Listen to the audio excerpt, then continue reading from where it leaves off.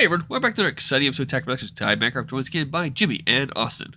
Austin wasn't ready. We got to restart. Yeah, we got to restart. That's too bad because we're already into it. Today's matchup is Austin versus Jimmy. Jimmy has brought back Set 20 Android 21, and Austin's brought us back Cooler Mill. Like always, buttons, stuff, check them out. They're there for a reason. Guys, get into it. Do we got to do this again? Yeah, unfortunately, I do this a second time. I've already made that comment in another video earlier this week that we've had to record twice. Nobody watches our videos like consecutively. That's fair. They probably watch one and then they're just fucking done. And then they come across the channel like a month down the road, like, oh yeah, what's this channel all about? Yeah, we got that in other channels before, so that does happen. Yeah, we got like 3 people that repeatedly view our videos, and I guess thank you. I'm sorry. 2 of those are Bancroft. 2 of them are Bancroft. And then sometimes I'll jump on and I'll give a video of you just to read the comments. Only if you're in it, though. I do read comments on other videos too. I want to see what new spicy shit talk is in the comments. Every once in a while, there's some good stuff. Well, the we're match playing started. Dragon Ball. Yeah, I'm saying the match starts, so you guys get into it. We're playing Dragon Ball. I did if you didn't notice. Generic gentleman's turn. The pass. The gentleman's turn 1. You do the gentleman's turn 1. Jimmy does an adjacent version of that, but somehow draws like 10 cards and does 3 other things at the same time. No, they get with the times. Homie out here playing fucking Stone Age ass multicolor. Come on now. It's true. Multicolor is terrible. Yeah, it's the absolute worst. It's garbage. Yeah, all of the multicolor cards in my deck, they're just the worst. They're terrible. Exactly. So Cooler Mill, it's a mill deck, so a lot of cards are going to be going to the grave. My goal, and usually my standard 21 strategy, is just to get all the cards that I need in my hand, like at the start of the game. Usually on turn 1, because you're going to be top 5 searching 3 times if you open right. So my goal was to just get all of the cards that I needed to win the game in my hand, and then just set on them throughout the rest of the game. While I am drawing a excessive amount of cards, it keeps my win cons from being milled to the grave, and I have no recovery for that. So that was my big strategy here, was just get cards in my hand. Even if I'm thinning my deck, I'm still there's not a chance of me just losing cards. It's the best way to do it, in my opinion, as someone who's played Cooler Mill for like 3 years now. That is the best way to play against it, is making sure you just can get what you need early and just kind of sit on it and make sure you have your plan done, because especially now, like, all the current stuff draws so many cards anyways. There's so many searchers and stuff. Like, you can really just get what you need fast. And that token play was off of the 1-drop mandatory gathering. We just missed the timing on it, and we just went ahead and threw it out there. I think one of the best strategies against mill is just don't respect it. If you start respecting mill and you start trying to counterplay them, especially in the case of Cooler Mill, where Cooler Mill's based off of the battle cards that you put on field, if you just start like not putting battle cards on the field, they're just gonna kill you because you're not doing anything. Yep. And that was kind of the same thing with Janemba. Like, if you just stop and you slow yourself down, Janemba wants a slow game. And if you're slowing yourself down, then Janemba's going to be winning in that situation. So the best way to deal with mill, at least in Dragon Ball, is just don't respect it. Just play your deck. And like my strategy against Austin's Cooler Mill deck has always been force him to go into aggro Cooler. force him to switch gears, because he usually likes to play very low and slow with this deck, and play a lot on the opponent's turn. So my main strategy was just not to respect that and just keep pushing. I mean, you can see that I've charged 2 floodgates, because I just want straight gas in my hand. That's like I said, that's the smartest way to be that way, just because you want to control the pace of how it goes. So if you respect mill and try not to do anything because of that, you're letting the other player control the pace. Like, even though you think you're controlling it, you're not. Like, they've gotten to a point where they're changing how you play. So if at any point another player is making you change how you play, they have the control. That's just how it is. And that's the most important part with this, because I play on the opponent's turn because I like to have control over that. And I'll play stuff on my turn too if I feel like it's appropriate. But going into Android 21, I know that you can use my cards for energy, so I didn't really want to play as I wanted to stop playing as much as I could. Like, I didn't want to give you more stuff to use early on to get your board kind of crazy. And that was kind of one of my strategies here. I was mostly planning to play on your turns just so I can respond to what you're doing. And once you've already tapped your energy, you might not be able to use enough stuff to use mine to play cards. And I want to talk about that Kuso. It's such a great card, especially in a matchup like this where Austin, like he said, wants to play during your turn.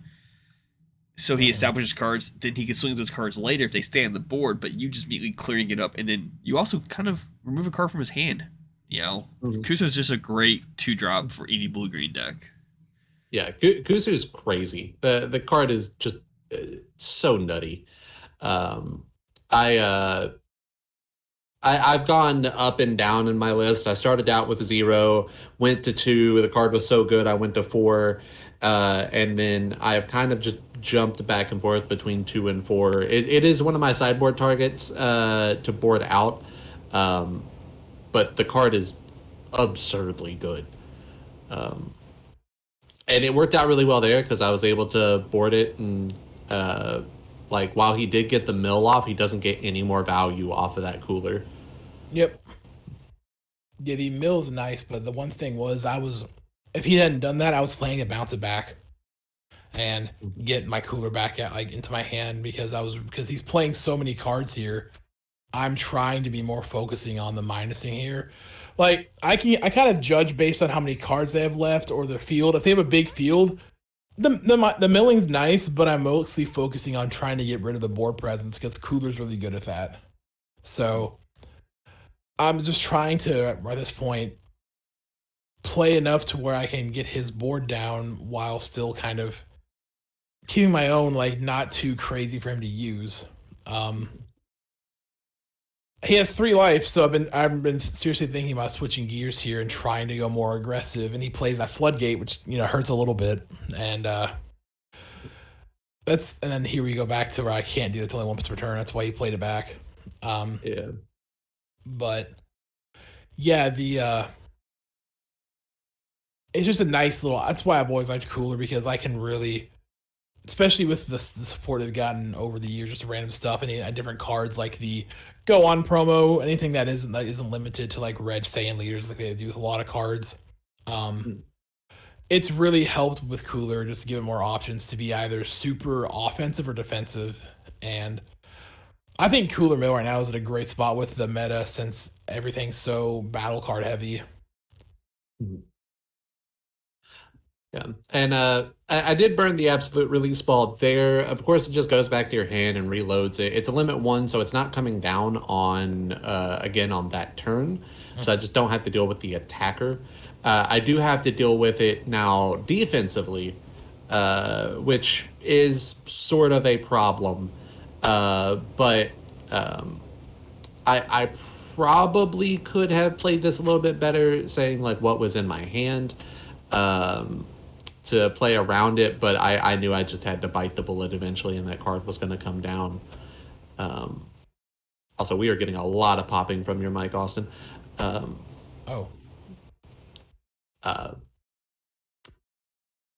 I did want to keep my 2-drop Z battle card up, just to use as energy on my turn. And I probably should have just started playing my turn first instead of moving directly into battles. Just so I didn't have to deal with the Gohan. And correct me if I'm wrong, you pay that energy slightly ahead of time, right? I saw you tap the one for the Gohan, but it's not until it goes to the Z energy, right? Yeah, we talked about it in the Okay. match. I mean, it was gonna happen either way. Yeah. So, I just wanted to clarify that's what I saw. yeah. Yeah, I could have paid for this 8-drop a little bit easier if I just went ahead and tapped my Z battle cards and slammed it early on. Of course, it would give another mill target, but it would it probably would have been more valuable at the end of the day.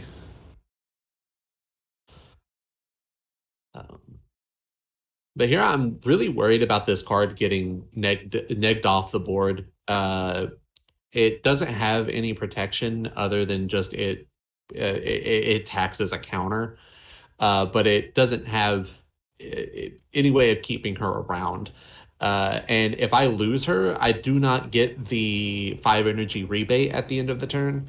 So it's always really risky swinging on these battle trick decks like Cooler, especially Yellow. Yellow is terrifying to swing this card with because of stuff like Vegeta's Final Flash. I saw the super combo get burned there and nothing following it up, so I'm like, well, there's a reason that he untapped that energy, so I'm just going to pass turn and just call it a day. That was smart. Yeah, that was. I'm pretty sure I had one of the Gohan promos in my hand, and I just wanted to untap it so in case you, want to go more, I had a response to something.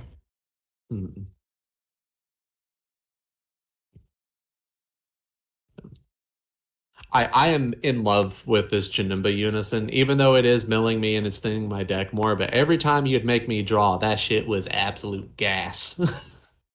Every time.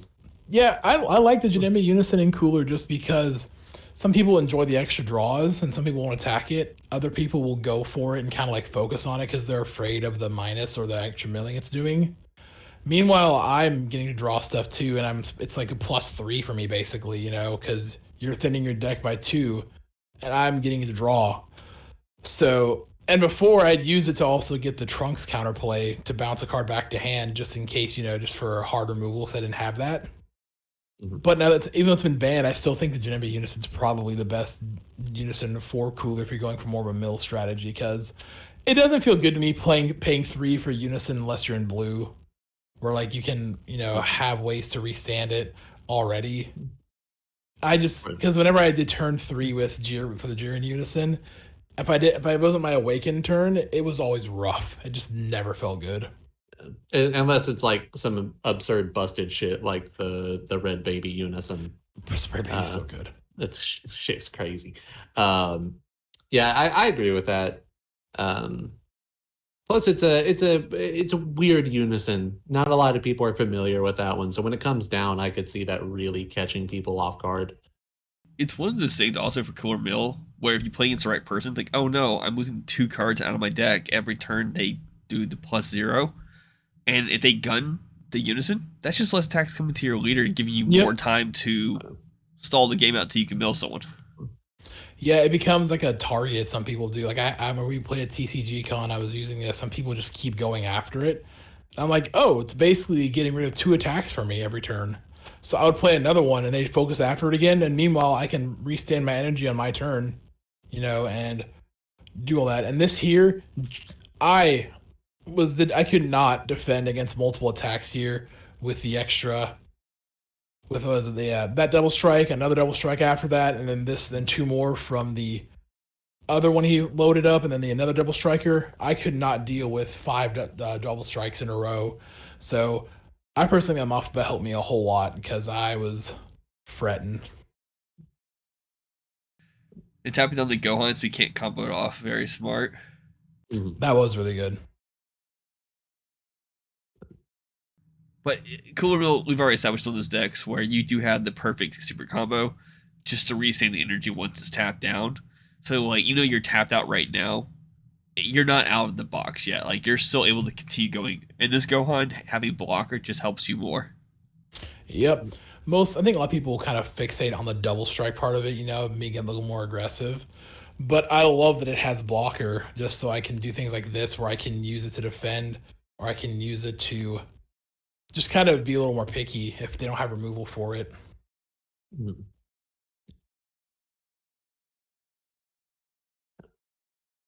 And this is neck down to 5K. She's a base 25, so it's you're having to expend some cards out of my hand to make these attacks count.